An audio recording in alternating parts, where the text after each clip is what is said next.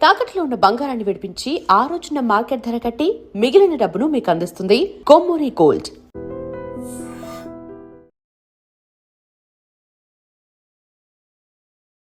IPL 2026 సీజన్లో Lucknow super giants పై ఎవరికీ పెద్దగా అంచనాలు లేవు. గత సీజన్లో పర్వాలేదనిపించినా ఈసారి పంత్ కెప్టెన్సీలో లక్నో జట్టు అంచనాలు లేకుండా బరిలోకి దిగుతుంది. అండర్ డాగ్ గా ఈ సీజన్లో అడుగు పెడుతున్న లక్నో జట్టు ఒక విషయంలో మాత్రం అన్ని జట్ల కంటే పటిష్టంగా కనిపిస్తుంది.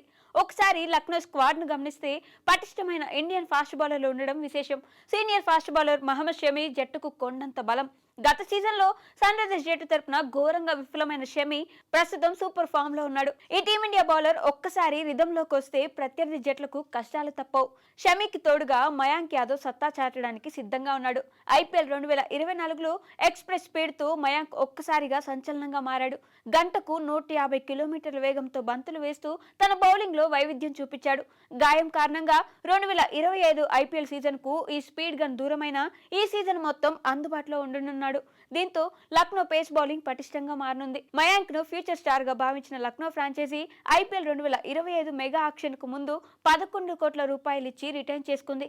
మరికొన్ని రోజుల్లో ప్రారంభం కానున్న ఐపీఎల్ లో అందరి దృష్టి ఈ యంగ్ ఫాస్ట్ బౌలర్ పైనే ఉంది. షమి, మయాంక్ యాదవ్ కు తోడుగా ఆవేష్ ఖాన్ జట్టులో ఉండనే ఉన్నాడు.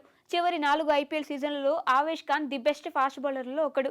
పవర్ ప్లే తర్వాత ముఖ్యంగా డెత్ ఓవర్లలో ఆవేష్ అద్భుతంగా బౌలింగ్ చేయగలడు. కీలక సమయంలో యార్కర్లతో ప్రత్యర్థులను నిలువరించగలడు. దీంతో లక్నో జట్టు షమి, ఆవేష్ ఖాన్, మయాంక్ యాదవ్ రూపంలో దుర్భేద్యంగా కనిపిస్తుంది. ఈ ముగ్గురే అనుకుంటే మొహసిన్ ఖాన్, ప్రిన్స్ యాదవ్ల రూపంలో రిజర్వ్ బెంచ్ కూడా ఇండియన్ ఫాస్ట్ బౌలర్లతో స్ట్రాంగ్ గా కనిపిస్తుంది.